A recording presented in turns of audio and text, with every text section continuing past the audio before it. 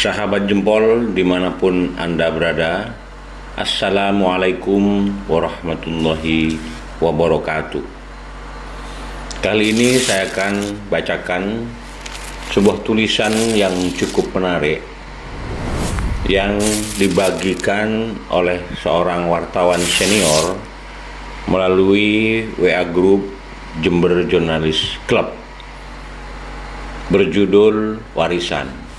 Sahabat jempol, tulisan ini kita tidak mengetahui siapa sebenarnya yang menulis. Tetapi di ujung ulasan tertulis seorang bernama Afi Nihaya Faradisa. Baiklah, kita akan coba bacakan saja tulisannya dan mudah-mudahan menjadi renungan kita bersama. Kebetulan saya lahir di Indonesia dari pasangan Muslim, maka saya beragama Islam. Seandainya saja saya lahir di Swedia atau Israel dari keluarga Kristen atau Yahudi, apakah ada jaminan bahwa hari ini saya memeluk Islam sebagai agama saya?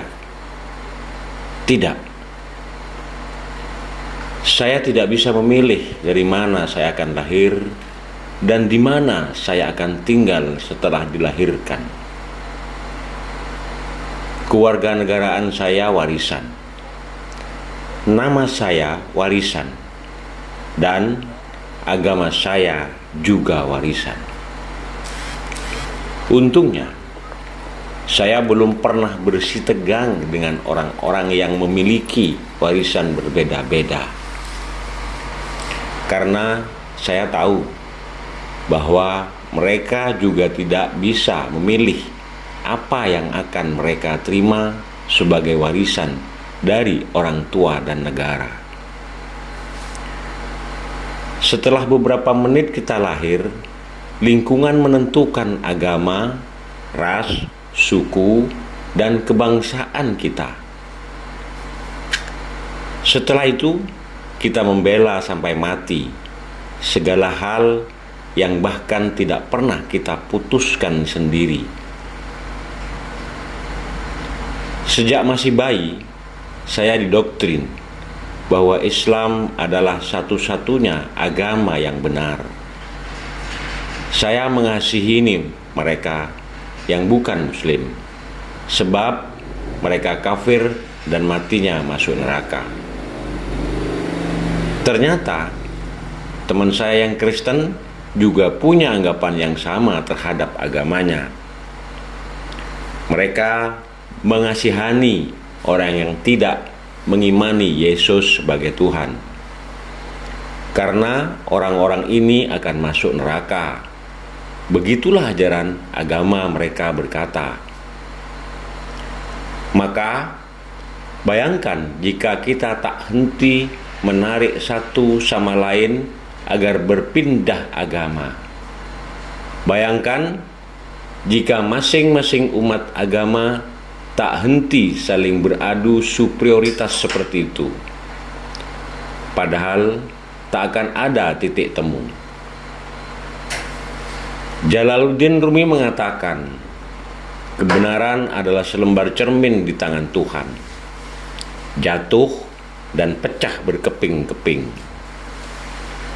Setiap orang memungut kepingan itu, memperhatikannya, lalu berpikir telah memiliki kebenaran secara utuh.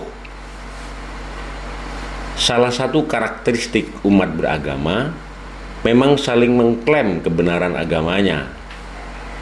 Mereka juga tidak butuh pembuktian, namanya saja iman. Manusia memang berhak menyampaikan ayat-ayat Tuhan, tapi jangan sesekali coba menjadi Tuhan. Tak usah melabeli orang masuk surga atau neraka, sebab kita pun masih menghamba. Latar belakang dari semua perselisihan adalah karena masing-masing warisan mengklaim golonganku adalah yang terbaik, karena Tuhan sendiri yang mengatakannya. Lantas, pertanyaan saya adalah, kalau bukan Tuhan, siapa yang menciptakan para Muslim, Yahudi, Nasrani, Buddha, Hindu, bahkan ateis, dan memelihara mereka semua sampai hari ini?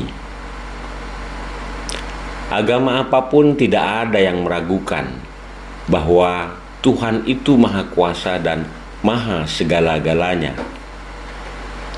Jika Dia mau, Dia bisa saja menjadikan kita semua sama, serupa, seagama, sebangsa, budaya yang sama, tapi tidak kan? Apakah jika semua negara dihuni oleh rakyat dengan agama yang sama, hal itu akan menjamin kerukunan? Tidak. Nyatanya beberapa negara masih musuh juga, masih rusuh juga, padahal agama rakyatnya sama, budaya yang sama. Sebab jangan heran ketika sentimen mayoritas bermusuhan dengan minoritas masih berkuasa, maka sisi kemanusiaan kita mendadak hilang entah kemana. Bayangkan juga seandainya masing-masing agama menuntut agar kitab sucinya digunakan sebagai dasar negara, maka tinggal tunggu saja kehancuran Indonesia kita. Karena itulah yang digunakan negara dalam mengambil kebijakan dalam bidang politik, hukum, atau kemanusiaan bukanlah Al-Quran, Injil, Tripitaka, Weda, atau kitab suci sebuah agama, melainkan Pancasila, Undang-Undang Dasar 45, dan semboyan Bhinneka Tunggal Ika. Dalam perspektif Pancasila, setiap pemeluk agama bebas meyakini dan menjalankan ajaran agamanya. Tapi mereka tak berhak memaksakan sudut pandang dan ajaran agamanya untuk ditempatkan sebagai tolak ukur penilaian terhadap pemeluk agama lain. Hanya karena merasa paling benar, umat beragama A tidak berhak mengintervensi kebijakan suatu negara yang berdiri dari bermacam keyakinan. Suatu hari di masa depan, kita akan menceritakan pada anak cucu kita betapa negara ini nyaris tercerai-berai bukan karena bom, senjata, peluru, atau rudal, tapi karena orang-orangnya saling mengunggulkan, bahkan meributkan warisan masing-masing di media sosial. Ketika negara lain sudah pergi ke bulan atau merancang teknologi yang memajukan peradaban, kita masih sibuk meributkan soal warisan. Kita tidak harus berpikiran sama, tapi marilah kita sama-sama berpikir bahwa kita sesama anak bangsa, apakah akan terus-terusan bertikai? Demikian sahabat jempol, tulisan yang luar biasa dan mudah-mudahan bisa menjadi renungan kita bersama. Salam sejahtera, rahayu, wassalamualaikum warahmatullahi wabarakatuh.